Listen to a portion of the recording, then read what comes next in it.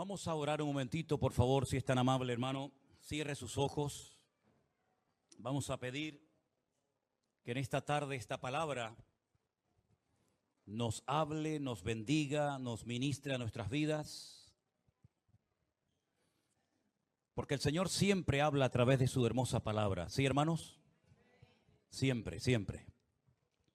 Nosotros lo que queremos, Señor, pedirte en este momento que tú nos ministres y nos hables a través de ella, que podamos ser bendecidos, edificados, Señor, en la fe, y que este tema que vamos a tocar en esta tarde, Señor, abra nuestros ojos y traiga crecimiento y madurez espiritual a nuestras vidas. Te damos gracias, Señor, por tu palabra hermosa.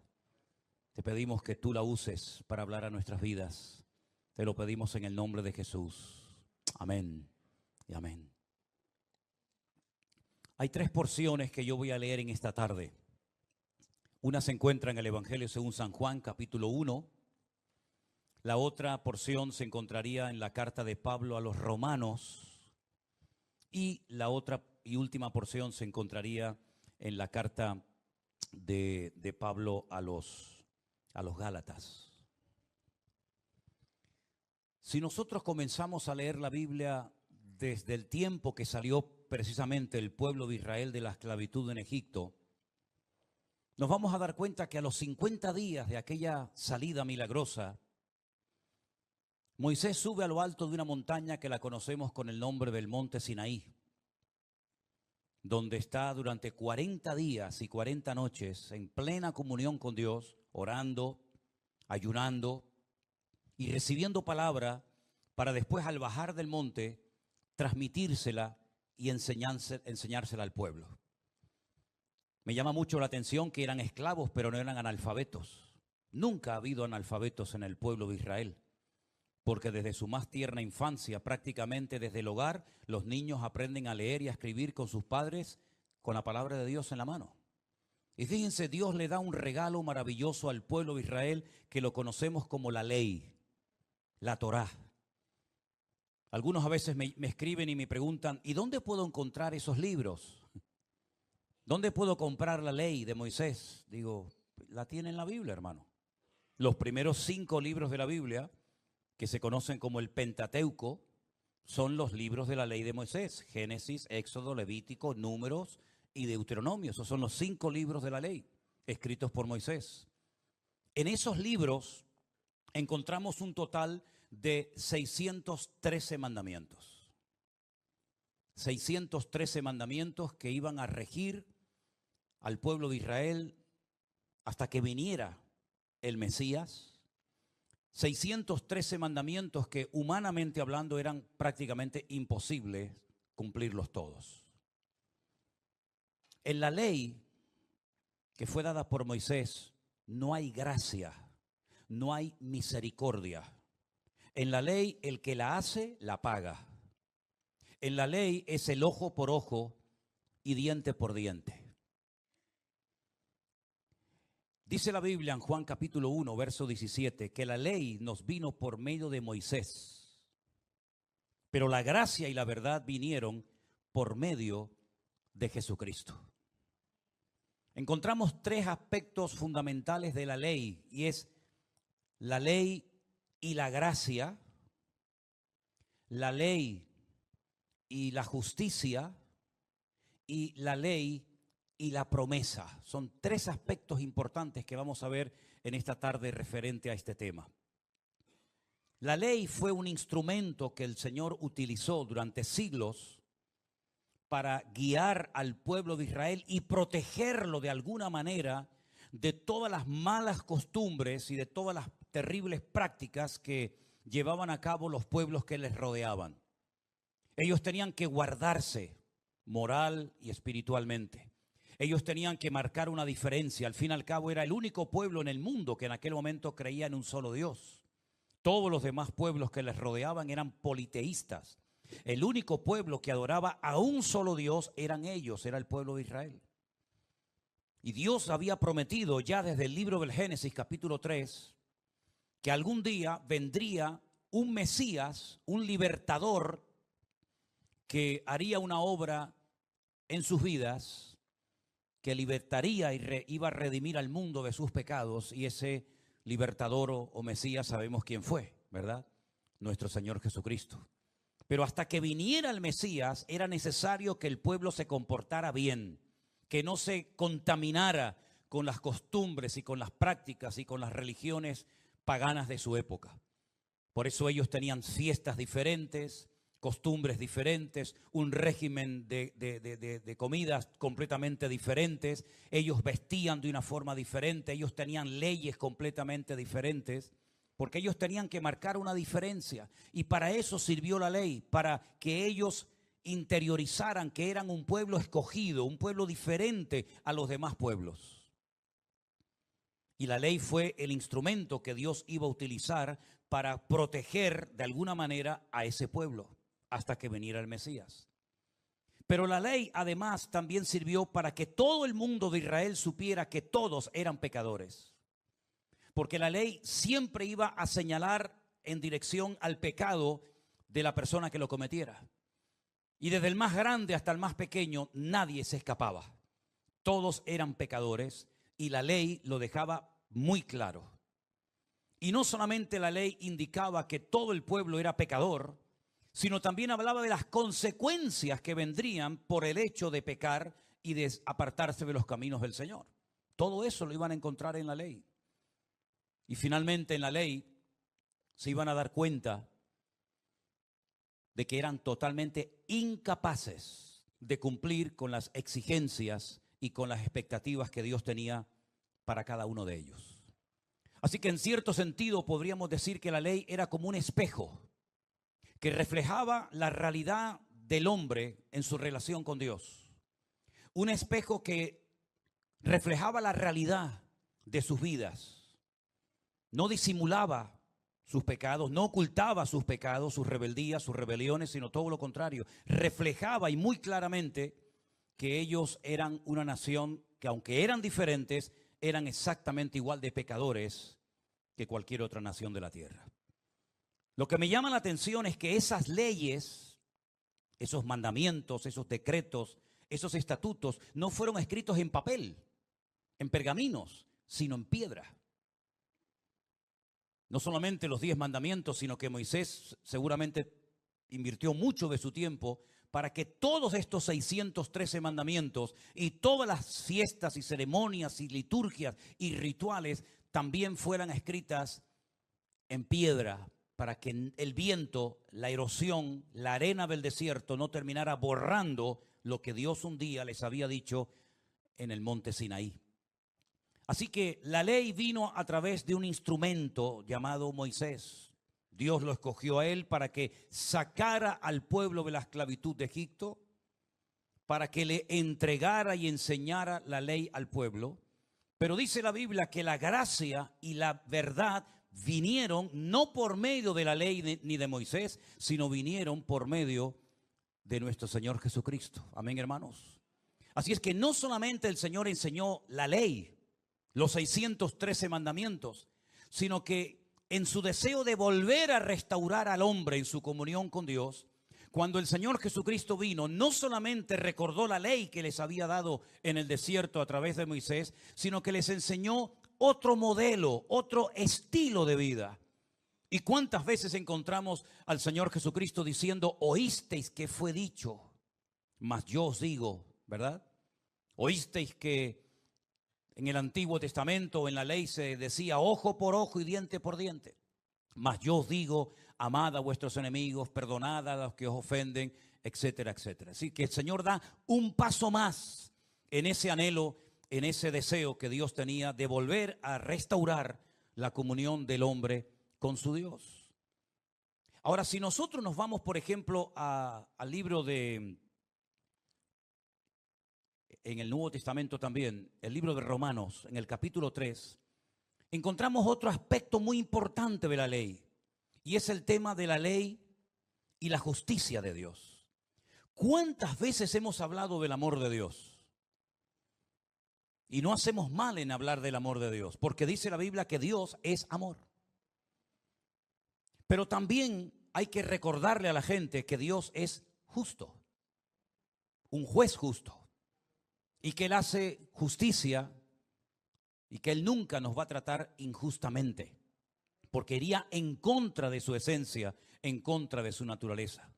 Romanos capítulo 3, verso 21 dice, pero aparte de la ley, ya la ley se había manifestado, ya la conocía todo el mundo, pero aparte de la ley, también se ha manifestado la justicia de Dios.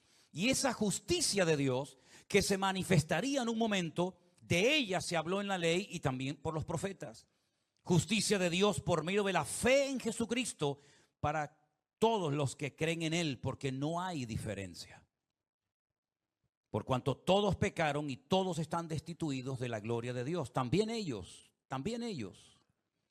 siendo justificados gratuitamente por su gracia mediante la redención que es en Cristo Jesús, a quien Dios puso como propiciación o como sustituto, ¿verdad?, por medio de la fe en su sangre, para manifestar su justicia a causa de haber pasado por alto en su paciencia los pecados pasados.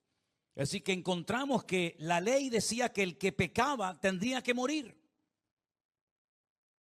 ¿Pero quién? ¿El pecador? Entonces todos morirían. ¿Se acuerdan ustedes cuando unas personas rodearon al Señor Jesucristo, grandes conocedores de la ley, y le dijeron, esta mujer la hemos sorprendido en el mismo acto de adulterio? Y según nuestra ley, dice que a tales personas tenemos que eliminarlas, tienen que morir. Y el Señor dijo, sí, es verdad, la paga del pecado es la muerte. Pero para poder ejecutar a esta persona que ustedes dicen que la han sorprendido en pleno pecado, ustedes tienen que estar limpios, porque si no son exactamente igual de pecadores que ella. Así que el que se sienta libre de pecado, coja la piedra y se la lanza. Y la palabra de Dios dice que nadie se atrevió a levantar ni una sola piedra contra ella, porque todos se sintieron pecadores, todos se sintieron aludidos y todos sabían perfectamente que no eran dignos, no estaban capacitados para ejecutar justicia contra una persona que efectivamente merecía la muerte, según la ley. Porque como dije hace un instante, en la ley no hay misericordia. En la ley el que la hace la paga. La ley no hay gracia, no hay misericordia. La ley dice esto y esto es lo que hay, ni más ni menos. Así que según la ley, efectivamente, este pecado, como el de ustedes y como el de todos, merece la muerte. Pero para poder cumplir con la justicia de la ley, uno tiene que estar limpio de pecado. ¿Y quién está limpio de pecado? Si todos hemos pecado y todos nos hemos apartado como ovejas, cada cual se apartó por su camino, hermanos. Así que dieron media vuelta y se marcharon. Así es que Dios en Cristo manifestó su justicia. ¿Cómo la manifestó? De una forma espectacular. Así como el pecador tenía que llevar sacrificios de animales según la ley para que esos animales murieran en lugar del pecador en vez del pecador morir en lugar del animal, el Señor Jesucristo lo que hace es que ocupa nuestro lugar y echa sobre sus hombros tu pecado y mi pecado para que tú no tengas que morir, sino que Él ocupó tu lugar y Dios sobre Él derrama su justa justicia, porque la paga del pecado es la muerte. Y Él, que era inocente y justo y santo y limpio de toda maldad y de todo pecado, Él se autoinculpa del pecado de toda la humanidad. Y entonces, como Él decide hacerse pecado por amor a nosotros, no le quedó más remedio al Padre que ejecutarlo en una justa justicia en la cruz del Calvario. Así que esa justicia de Dios se manifiesta en la persona de Jesucristo. ¿Cuál es la diferencia entonces, podríamos decir, entre la ley y la gracia? Que en la ley la oveja moría por el pastor. En la gracia el pastor muere por la oveja. ¿Cuántos dicen amén? En la ley había una serie de prohibiciones y el que las quebrantara moría. Pero en la gracia Dios concede favores y concede beneficios a los que creen en Él. La ley exigía la muerte del pecador. En la gracia, la vida del Cordero, la vida de Cristo, se aplica a nosotros. En la ley no hay misericordia, en la ley no hay gracia. En la gracia de Dios, en el Evangelio de Jesucristo, la misericordia de Dios se manifiesta porque ya la deuda ha sido cancelada por alguien que la pagó en mi lugar, y ese alguien sabemos que fue nuestro Señor Jesucristo. Amén, hermanos. Ahora bien, en Gálatas hay un aspecto aún más profundo del tema de la ley. En Gálatas se nos dice que antes de que Dios le diera al pueblo de Israel por medio de Moisés la ley, había dado una promesa a un personaje llamado Abraham. Volvamos a leer en Gálatas capítulo 3 a partir del verso 10, donde la palabra de Dios dice: porque todos los que dependen de las obras de la ley están bajo maldición. ¿Por qué? Porque la ley decía: maldito todo aquel que no permaneciere en todas las cosas escritas en el libro de la ley para hacerlas. Es decir, había una ley, valga la redundancia, en la ley que decía que cuando una persona no se mantenía en la obediencia de los 613 mandamientos de la ley de Moisés, esa persona contraía una maldición. Esa persona estaba bajo maldición. Pero claro, si nadie podía cumplir con la ley, ¿quiere decir que todos estaban bajo maldición? Efectivamente, todos estaban bajo maldición, porque nadie podía cumplir los 613 mandamientos. Era tan exigente la ley de Dios, porque la ley de Dios refleja la esencia, refleja la naturaleza, la santidad de Dios. ¿Y quién puede vivir siendo humano como Dios? Esa fue la gran mentira que Satanás intentó meterle en la cabeza a Adán y a Eva cuando le dijo: no van a morir, sino que lo que ocurre es que Dios no quiere que hayan otros dioses que le hagan la competencia y lo desplacen a Él. El día que ustedes coman de ese fruto prohibido, ustedes van a pasar de humanos a divinos. En vez de ser humanos, van a ser dioses. Y como Dios no quiere que nadie le haga la competencia, pone esta prohibición, pero en el fondo lo que tiene es miedo de que Él sea desplazado de su lugar. Es increíble ver cómo Adán y Eva creyeron la gran mentira que Satanás les estaba vendiendo y la compraron. Y cuando ellos prueban de aquel fruto prohibido, sea cual sea, la Biblia dice que se llevaron una tremenda desilusión porque siguieron siendo humanos, y ahora peor que antes, porque ahora eran incluso humanos condenados a la muerte. Y por lo menos antes eran humanos, pero no iban a morir. Ahora eres humano y encima ahora vas a morir, te vas a enfermar, te vas a debilitar, ya los animales se van a volver en tu contra, ya la tierra no dará con la fuerza con la que había dado, etcétera, etcétera. Por lo tanto, en el Antiguo Testamento, todos los que querían estar bajo la ley estaban bajo maldición, porque nadie podía cumplir con las tremendas exigencias de la ley. Dice: por las obras de la ley nadie se va a justificar delante de Dios, dice Pablo. Es evidente, porque hay un versículo que dice que el justo, por la fe, no por la ley, sino por la fe, vivirá. Y la ley no es de fe.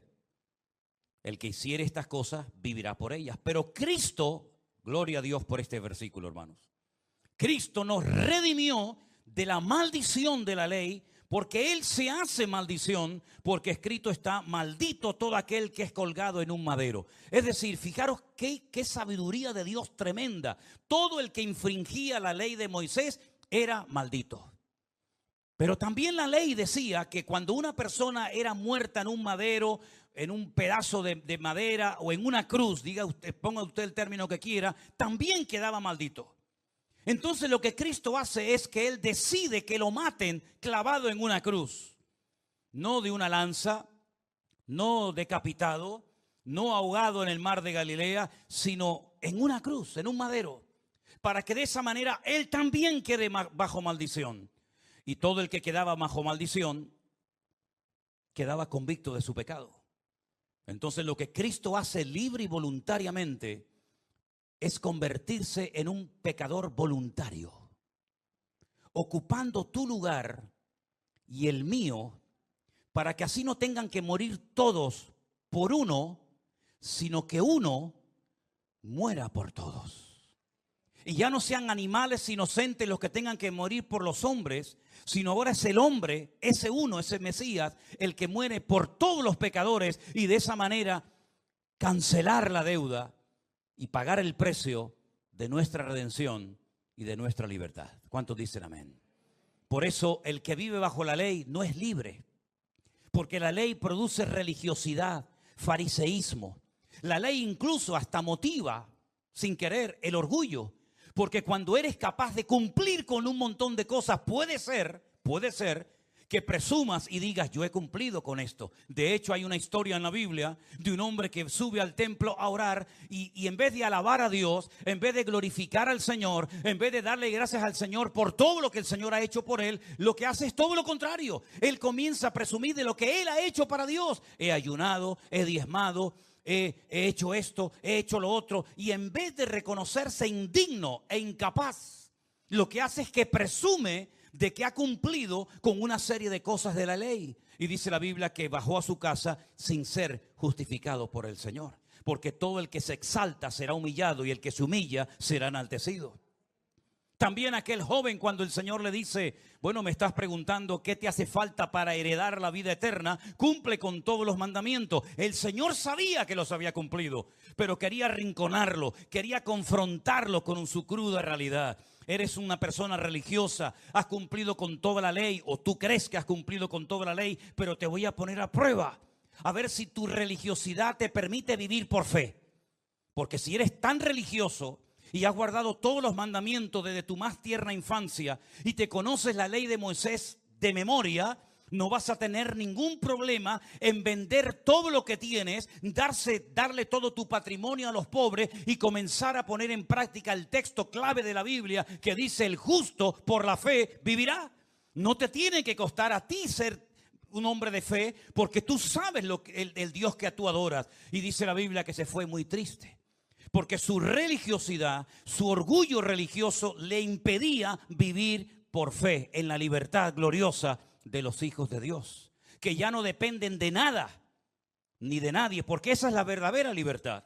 La verdadera libertad es cuando tú te puedes levantar por la mañana y no dependes de nada ni de nadie para ser feliz. ¿Crees que es feliz el alcohólico que se levanta por la mañana y en lo primero que piensa es en cómo consigo dinero para emborracharme hoy? ¿O el drogadicto que se levanta a ver cómo consigo las dosis necesarias para poder paliar mi necesidad? Son auténticos esclavos.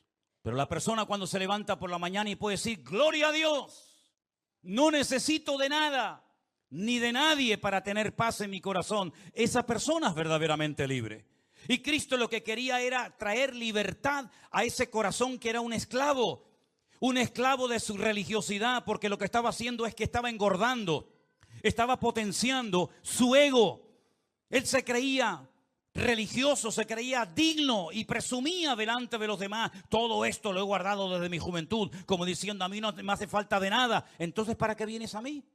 ¿Por qué notas que hay una insatisfacción en tu vida? ¿Por qué has cumplido según tú con toda la ley y tienes que venir a mí, un carpintero de Galilea, que me cierran las puertas de muchas sinagogas porque no quieren saber nada de mí? ¿Por qué me vienes a mí a hacer una pregunta y me dices qué te hace falta para heredar la vida eterna? Porque sabes en lo más profundo de tu corazón que tu religiosidad y la ley no traen libertad, sino traen insatisfacción al alma.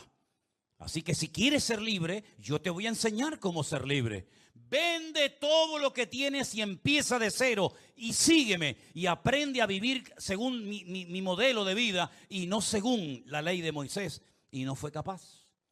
Porque el religioso es un esclavo de sus tradiciones, de sus costumbres, de sus rezos, etcétera, etcétera. Porque la gracia de Dios es lo único que puede traer libertad al corazón del ser humano. El religioso puede caer en el orgullo. El que vive bajo la gracia, si la entiende bien, no le va a dar nunca lugar al orgullo en su vida. ¿Por qué? Porque sabe que en la ley todo depende de lo que yo haga. En la gracia todo depende de lo que Él ha hecho por mí. Yo no tengo méritos. En la ley sí tengo méritos. He ayunado, he diezmado, he ofrendado, he hecho esto. Entonces yo tengo un mérito. Yo puedo llegar a presumir y a sentirme superior a los demás y a menospreciar a los demás porque mi ego se ha entronizado. Mi ego es el que controla mi vida. Yo soy el que digo a qué hora me tengo que levantar a orar. Yo soy el que digo cuánto tiempo puedo estar en ayuno. Yo soy el que digo si oro de pie, sentado, caminado, sentado o de rodilla. En otras palabras, yo soy el que pongo las normas. Y todo eso lo que hace es que potencia tu ego. Pero en la gracia es el ay de mí, Señor. En la gracia es, ¿qué puedo hacer, Señor, para salvarme? En la gracia es, ya no vivo yo. mas vive Cristo en mí. En la gracia es, Señor, sálvame que perezco. Toda la ley que sé, todos los mandamientos que he aprendido, no me van a salvar de nada, sino que me voy a hundir en las aguas de este mundo. Pero cuando clamo al Señor, dice la Biblia, clama a mí y yo te responderé y te enseñaré cosas grandes y ocultas que tú no conoces. Pedro se podía haber hundido y se podía haber ahogado sabiendo toda la Biblia de memoria. Y si él clamaba a Moisés para que lo sacara de las aguas tempestuosas del mar de Galilea, no serviría de nada. Si él clamaba y comenzaba a decir los 613 mandamientos de memoria, que probablemente muchos se lo sabía. Si él comenzaba a decir cuántos diezmos y ayunos hizo. Si él comenzaba a decir cuántas veces dio las primicias. Si él comenzaba a decir todas las veces que había subido a Jerusalén para celebrar la fiesta de Shavuot, la de Pesaj, etcétera, etcétera, se iba a morir ahogado en el mar de Galilea. Porque el peso de la religión lo que iba a hacer es que lo iba a hundir como si se hubiera puesto una piedra de molino al cuello. Pero cuando él reconoce su impotencia, su incapacidad, y clamó al Señor, inmediatamente el Señor dice que asió de él y lo sacó y le dijo: Pedro, ¿por qué dudaste? ¿Por qué dudaste? Porque en la gracia no es lo que hacemos, en la gracia es lo que creemos. Es la dependencia constantemente de nuestro Dios. Así que en este primer domingo del año tú tienes la oportunidad de decidir bajo qué modelo vas a vivir tu cristianismo, tu comunión, tu relación con el Señor. En el hacer, en el esfuerzo propio y personal, o en el de ya no vivo yo, mas vive Cristo en mí. Hoy tú tienes la capacidad y tienes que tomar la decisión. ¿Qué tipo de relación tú vas a desarrollar con el Señor? Si vas a ir acumulando tesoros y glorias personales y en un momento determinado ponerlas encima de una mesa como diciendo, pues ya no hago esto, no hago lo otro, no hago esto, no hago esto, hice lo otro. O vas a decir, Señor, de nada sirve lo que yo haga. Porque si no es por la gracia y por la misericordia de Dios, no sirve absolutamente nada todo lo que sé, todo lo que he aprendido, porque no es por la ley, es por la gracia. ¿Y qué es la gracia? La misericordia. ¿Qué es la misericordia? Tratar a una persona mejor de lo que se merece. ¿Y no nos ha tratado a nosotros, el Señor, mejor de lo que merecemos? ¿Quién puede decir a mí el Señor no me ha tratado como yo me merecía? Bueno, si el Señor nos hubiera tratado a nosotros como nos merecíamos, probablemente ninguno de nosotros estaría muerto, estaría vivo, todos estaríamos muertos. Pero Él ha aplicado su misericordia en nosotros, de tal manera que hoy nos permite alabarle. Hoy nos permite tomar pan y vino y no caer muertos en su presencia en pleno culto. Hoy nos permite el Señor decir gloria a Dios. Hoy nos permite el Señor decir soy un hijo de Dios. Tengo mi nombre escrito en el libro de la vida y no caer muerto ni fulminado al instante. Porque el Señor ya no escribe su ley en piedras. El Señor dice que ha escrito su palabra en sus corazones. Porque en la ley de Moisés se escribía en piedra, en el Nuevo Testamento, bajo el Nuevo Pacto, se escribe en corazones de carne. En el Antiguo Testamento se quitaba el prepucio en la circuncisión en el varón. En el Nuevo Testamento se circuncida el alma, se circuncida el espíritu, el corazón de la persona, para que la persona no dependa de sí mismo, sino dependa única y exclusivamente del Señor. ¿Cuántos dicen amén? Dice la Biblia, versículo 14, para que Cristo Jesús, la bendición de Abraham, alcanzase a los gentiles, a fin de que por la fe recibiésemos la promesa del Espíritu. En la ley de Moisés, en el Antiguo Testamento, Pablo dice que había una ley interna que no se veía. Claro, la ley de Moisés te la podían enseñar, mira, aquí está. Pero había una ley interna que operaba dentro de la naturaleza humana, que él la llama la ley de la carne. Y dice que aunque tú quisieras esforzarte y aunque tú quisieras agradar a Dios, nunca ibas a poder hacerlo. Porque la ley de la carne estaba dentro de tus miembros y es como la ley de la gravedad. La ley de la gravedad, creas o no en ella, existe. La ley de la gravedad hace que estemos ahora mismo sentados y no salgamos volando y salgamos de este culto, de este templo, de esta iglesia, volando, porque es algo que nos atrae constantemente, nos tira hacia abajo. Y esa es la ley de la carne, una ley que nos tira hacia abajo, Una ley que quieres agradar a Dios, pero siempre hay algo que haces mal. Una ley que te impide agradar a Dios según las exigencias y las expectativas de Dios. Pero dice Pablo, pero hay otra ley que si quieres es mucho más poderosa que la ley de la carne, que es como la de la gravedad, que atrae hacia abajo. Es la ley del espíritu de vida. Y es una ley que dice que cuando el espíritu de aquel que murió y resucitó al tercer día, cuando el espíritu que estaba en él entra dentro de ti, ese espíritu te eleva y ese espíritu te levanta y te permite vivir en victoria todos los días de tu vida. En una libertad, no en un libertinaje, sino en una libertad que te permite superar esa ley terrible que es la ley de la gravedad. Es como, por ejemplo, cuando nos montamos en un avión. ¿Qué es lo que hace que un avión se levante? Un avión, cuando lo ves desde afuera, tú dices, ¿cómo es posible que este avión tan inmenso que pesa toneladas, con cientos de maletas dentro, con cientos de personas dentro, cómo es posible que se levante?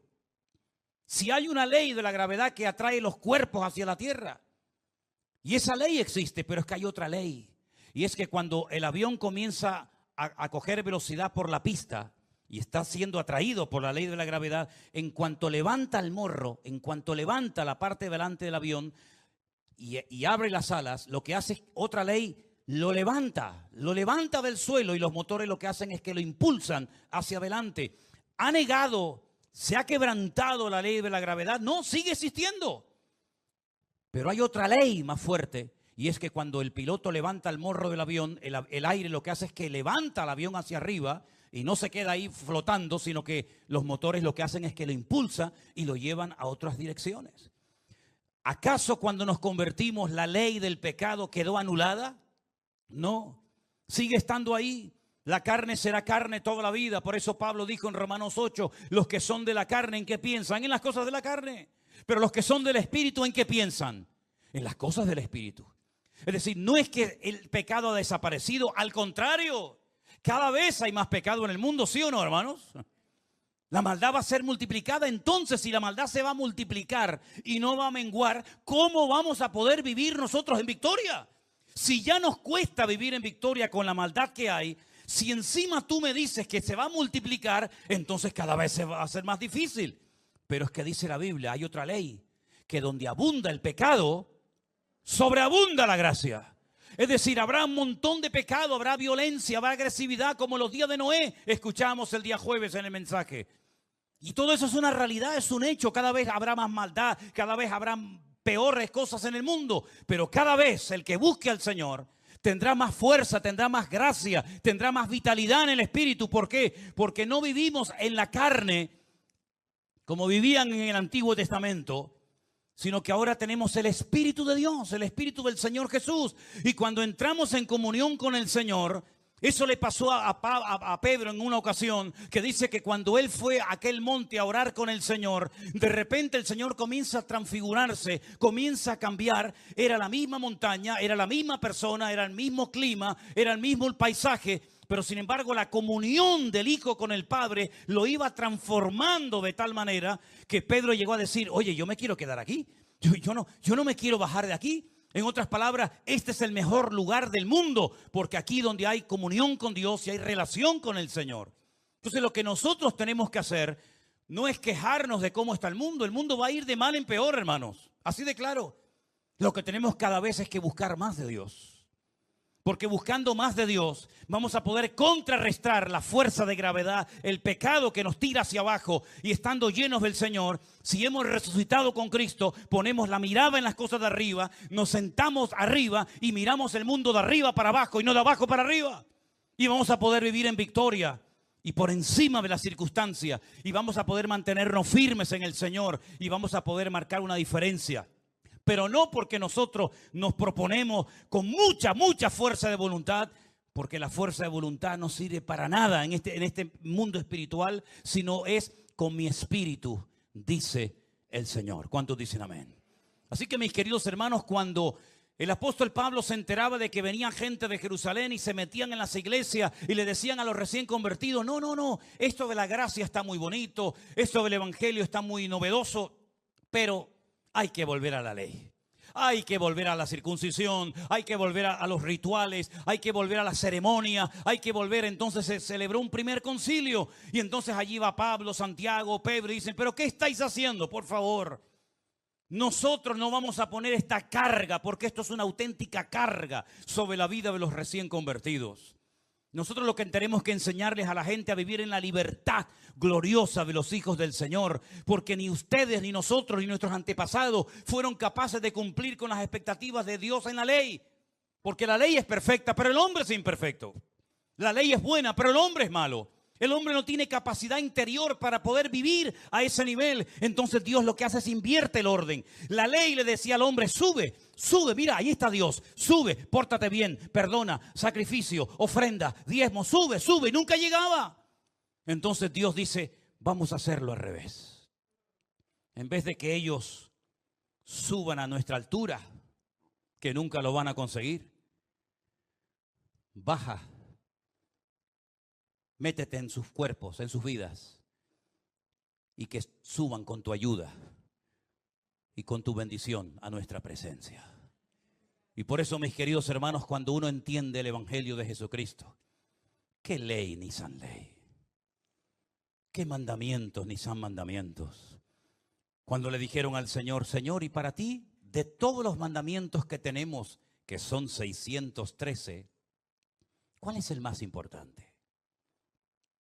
Para tentarlo, ¿no? Siempre venían para tentarlo. No porque en el fondo quisieran aprender, sino porque siempre buscaban algo para acusarlo. Dice, el mandamiento más importante es el que aprendéis desde niños.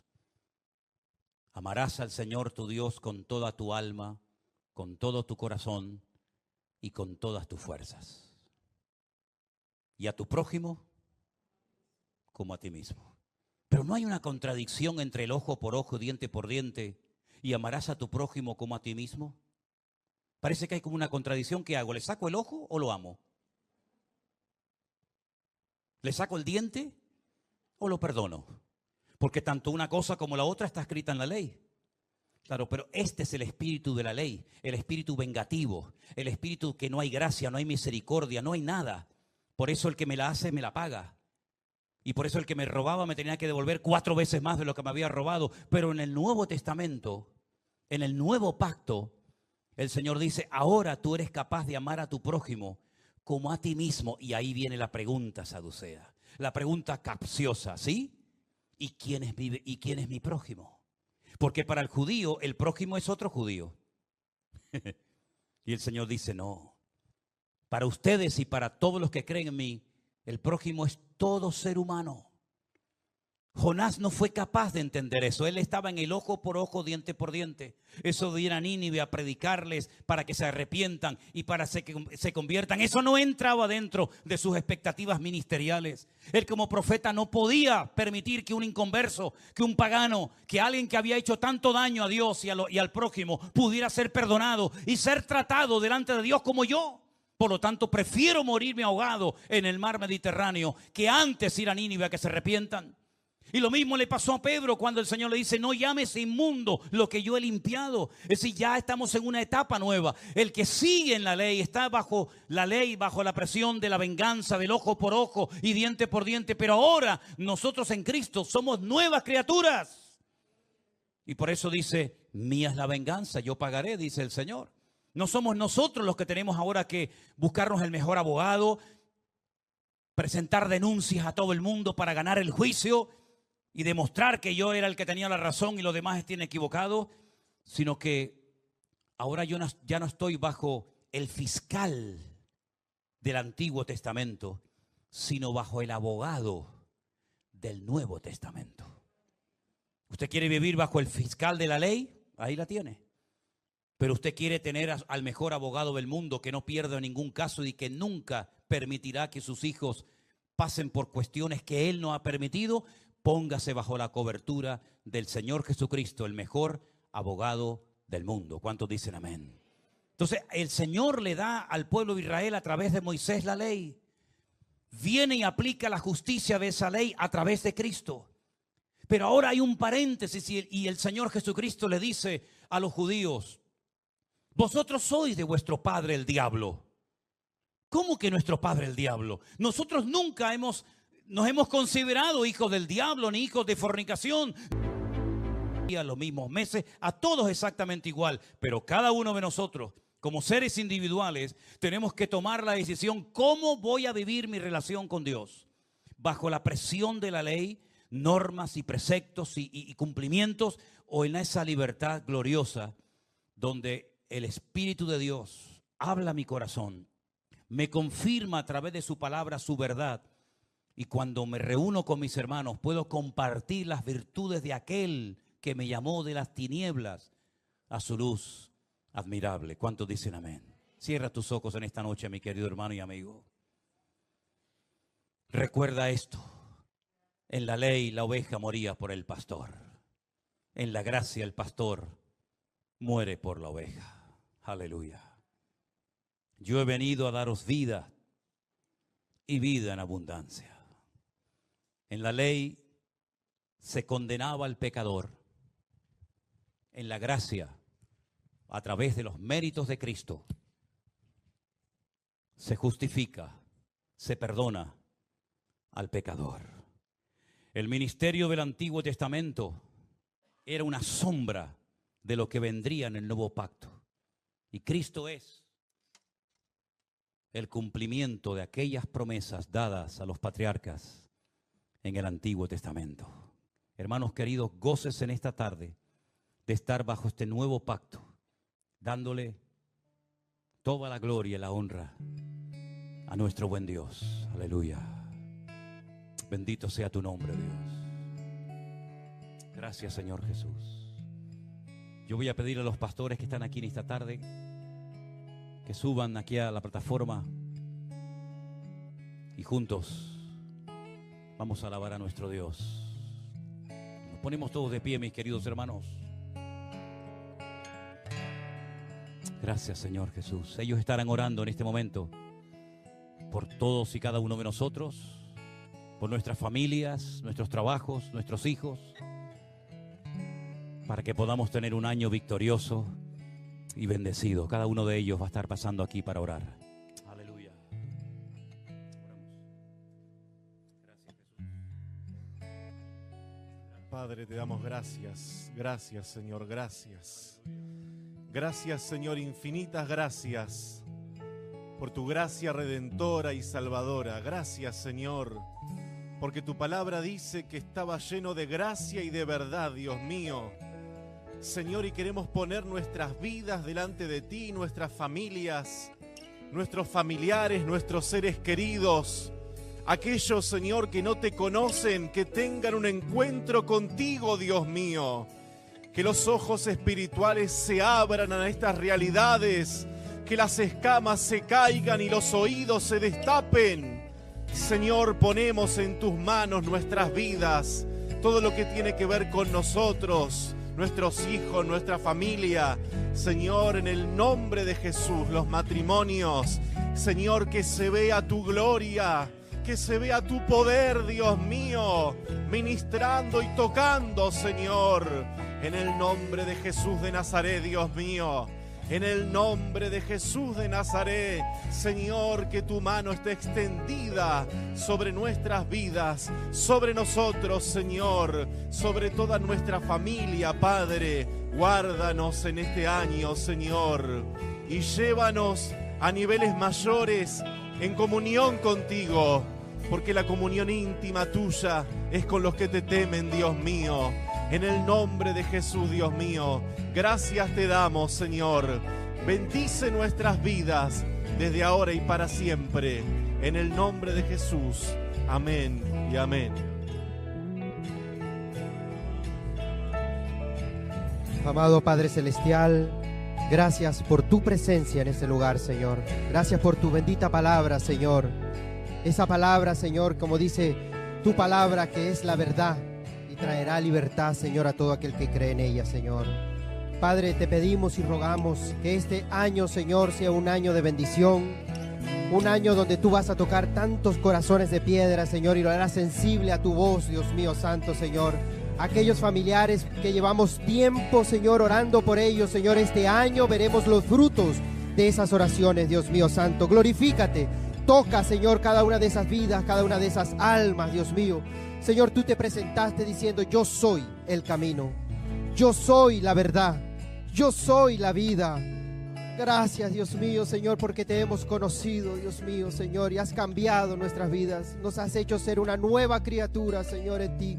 Y ahora todo es nuevo, Dios mío, Señor. Gracias porque siempre recibimos ese alimento y es tu palabra, Señor, que nos hace perseverar, Señor, y seguir adelante, Dios mío, hasta el fin. Porque el que persevera hasta el fin será salvo, Dios mío, Señor. Bendice a todas las familias aquí representadas, Dios mío, y que tu Santo Espíritu, Señor, esté llenando cada alma y cada vida, Dios mío, en este lugar, Dios mío. Y a ti te damos toda la gloria y toda la honra en el nombre de Jesús. Amén. Sí, gracias, mi Señor. Te reconocemos como Salvador, pero también como Señor. Tú eres el Señor de nuestras vidas. Y no hay absolutamente nada que se escape a tu control, Señor. Gracias, mi Dios, por habernos metido